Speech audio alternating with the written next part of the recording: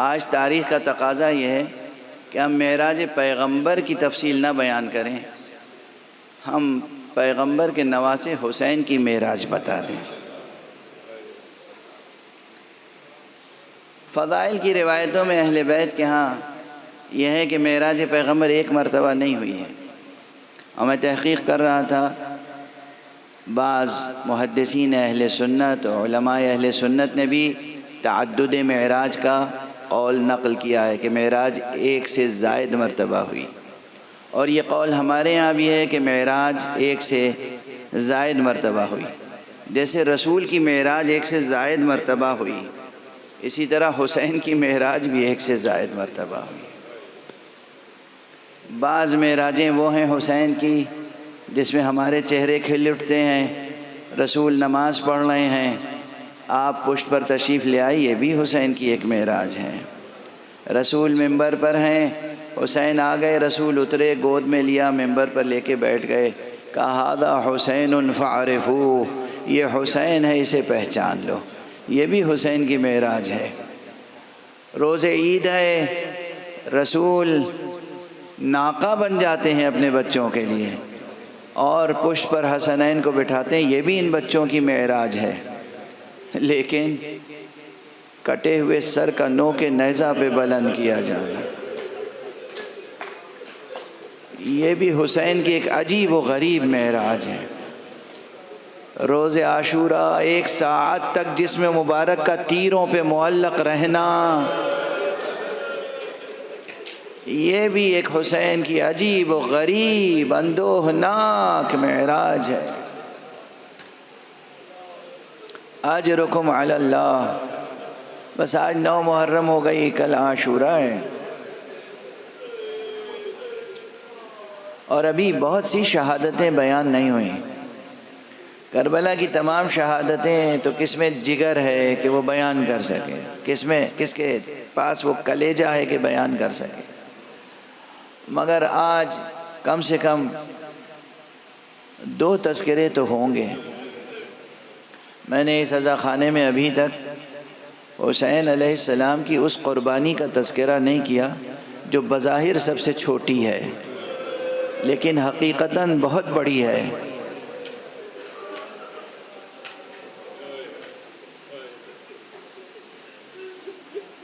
ایک سلام کا ایک مطلع عرض کر کے بات کو آپ کے ذہنوں تک پہنچاؤں۔ جب وقت کو شبیر پیمبر نظر آئے، جب وقت کو شبیر پیمبر نظر آئے، اصغر ہمیں اکبر کے برابر نظر۔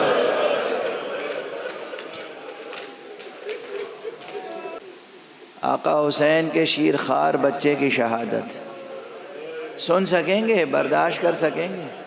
بہت سی باتیں کتابوں میں ہیں جو ہم لوگ ممبر پہ نہیں پڑھتے، نہیں پڑھ پاتے، نہیں پڑھ سکتے، کلیجہ پھٹ جاتا ہے۔ تمام روایتوں کو جمع کیجئے تو اندازہ ہوتا ہے بعض روایتوں سے کہ 3 شیر خوار کربلا میں شہید ہوئے ہیں، بعض روایتوں سے اندازہ ہوتا ہے کہ 2 شیر خوار کربلا میں شہید ہوئے ہیں، اور یہ 2 شیر خواروں کی روایت تو بہت مضبوط ہے۔ ایک شیر خوار کون ہے، برداشت کر سکیں گے؟ ایک شیر خوار وہ ہے کہ جو روز عاشوراء ہی اس بچے کی ولادت ہوئی تھی، یعنی اس بچے کی ماں مدینے سے یہ بار امانت لے کے آئی تھی، اور روز عاشوراء کچھ ایسا ہوا، عاشوراء کے ہنگام، ہول، قیامت، کہ اسی روز اس بچے کی ولادت ہوئی۔ آقا حسین میدان میں تھے، خیام حسینی سے پیغام آیا، آقا حسین واپس آئے، کہا کیا بات ہے بہن زینب، کیا بات ہے؟ کہا بچہ پیدا ہوا ہے۔ کہا لاؤ میں اس کے کان میں اذان دے دوں۔ آقا حسین نے بچے کو لیا، آغوش میں اسے پیار کیا، دائیں کان میں اذان دی، بائیں کان میں اقامت، کہہ رہے تھے کہ دشمنوں سے یہ منظر بھی دیکھا نہ گیا، اور وہیں حرملہ ابن کاہل نے اس بچے کو نشانہ بنایا اور تیر سے شعبہ سے حسین کے آغوش میں ذبح ہو گیا بچہ۔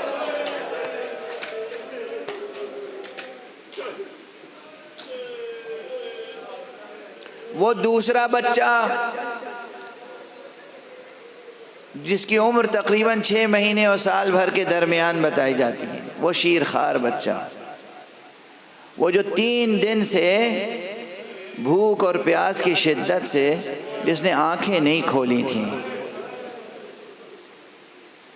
وہ بچہ غشی کے عالم میں گہوارے میں پڑا ہوا تھا۔ لوگ ان رسموں کی مخالفت کرتے ہیں، میں تائید کرتا ہوں۔ گہوارہ اٹھایا کیجئے، گہوارہ نکالا کیجئے، قیامت تک لوگوں کے سامنے یہ علامت باقی رہے کہ کربلا میں کیا کیا ہوا۔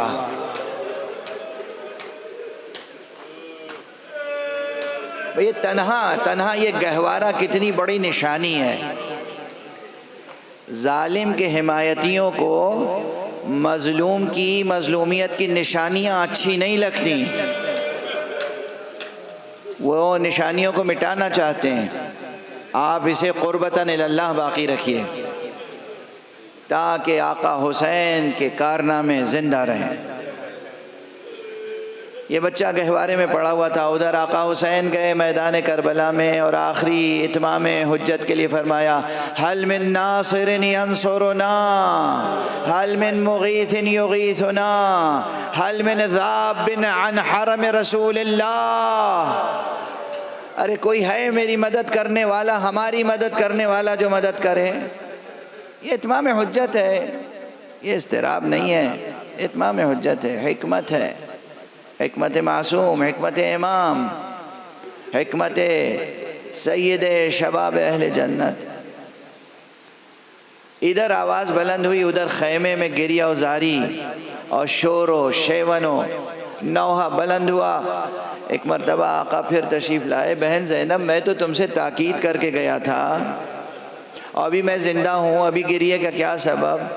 بی بی نے فرمایا بھیا وہ 3 دن سے جس بچے نے آنکھیں نہیں کھولی تھیں، آپ کی آواز استغاثہ سن کے وہ بچہ بیدار ہو گیا اور وہ اس طرح سے تڑپا کہ گہوارے سے زمین پر آ گیا۔ امام نے فرمایا لاؤ میرے بچے کو مجھے دو، لاؤ میرے بچے کو میرے حوالے کرو۔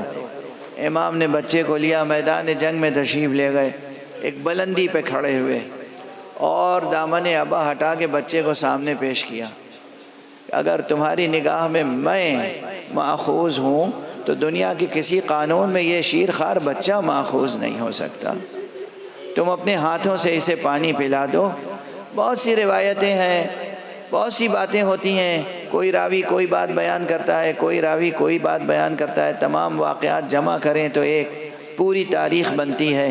کہتے ہیں کہ امام نے ایک مرتبہ اپنے بچے کی طرف نگاہ کی، فرمایا میرے بیٹے اصغر تم حجت خدا کے فرزند ہو، بیٹا تم خود اپنا اتمام حجت کرو، بتاؤ کہ تم پیاسے ہو۔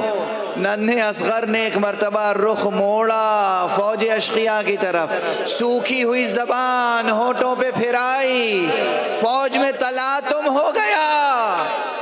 کچھ چاہتے تھے کہ پانی پلائیں، مگر ادھر سے عمر ابن سعد نحس نے کہا حرملہ اقطع کلام الحسین۔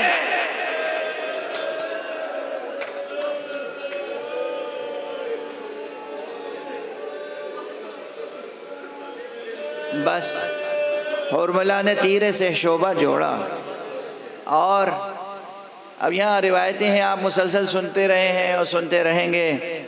وقت تمام ہو چکا، وقت گزر چکا، اور ابھی ایک بڑا مرحلہ ہے جو مجھے آج طے کرنا ہے، سر کرنا ہے۔ ایک مرتبہ حرملہ نے تیر رہا کیا مگر وہ نشانے پہ نہیں لگا، دوبارہ رہا کیا نشانے پہ نہیں لگا، سبارہ رہا کیا، بچے کا گلا حسین کے بازو میں، پیوست ہو کے رہ گیا، اور من الورید الی الورید، سہ شعبہ تیر ننھا سا گلا، بچہ مکمل ذبح ہو کے رہے۔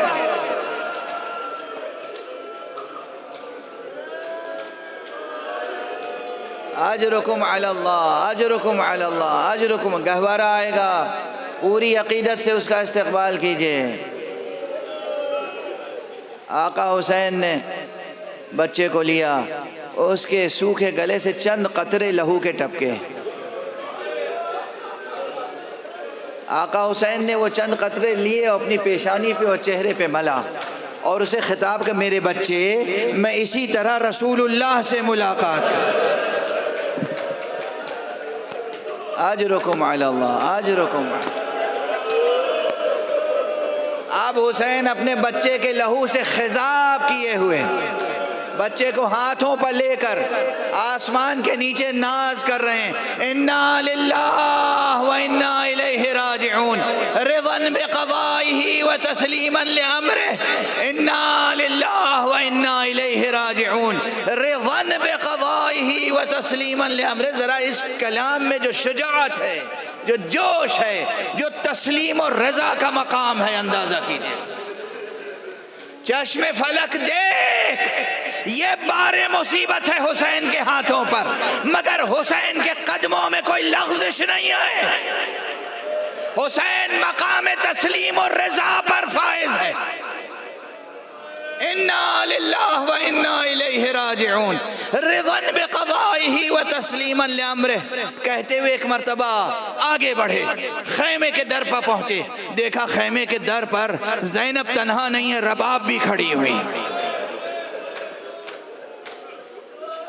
رباب کو حق تھا، رباب کو حق تھا کہ در خیمہ پہ آ جائیں، اس لیے کہ رباب کے بچے کو لے کے گئے تھے میدان میں، امام تشریف لائے۔ رباب معصومہ نہیں ہے ہماری عام اصطلاح میں، رباب نبی زادی نہیں ہے، رباب امام زادی نہیں ہے، مگر خانہ عصمت و طہارت میں پروان چڑھی ہیں، یہ جناب امام حسین کی زوجہ مبارکہ ہیں۔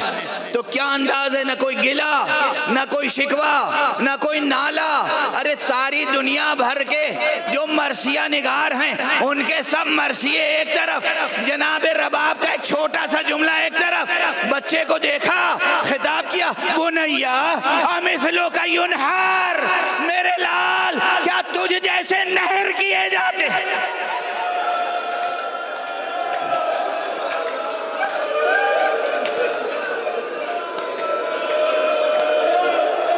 بس مجلس تمام، مجلس تمام، اب میں آقا کی شہادت پڑھ نہیں سکوں گا۔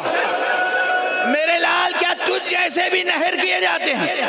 جیسے فوراً امام نے بچے کو لیا اور پشت خیمہ پہ گئے، اپنی شمشیر سے ایک چھوٹی سی لہد بنائی، بچے کو سپرد لہد کیا، 2 رکعت نماز پڑھی، پھر در خیمہ پہ آئے، یا زینب، یا ام کلثوم، یا رباب، یا سکینہ، یا حافظہ، علیکن منی السلام،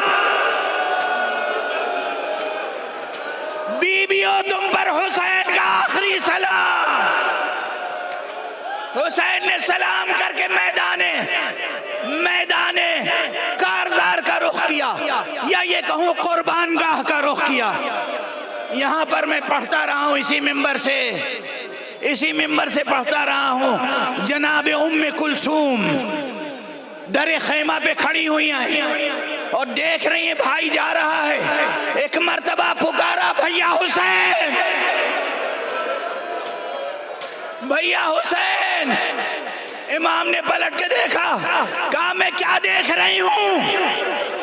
آپ جا رہے ہیں، آپ کے پیچھے پیچھے کوئی جا رہا ہے، ابھی تو آپ تنہا تھے، ارے یہ کون ہے جو آپ کے پیچھے پیچھے جا رہا ہے؟ کہا ام کلثوم، جب اکبر گئے تھے میں اکبر کے پیچھے پیچھے جا رہا تھا، اب میں جا رہا ہوں، یہ میرے نانا رسول اللہ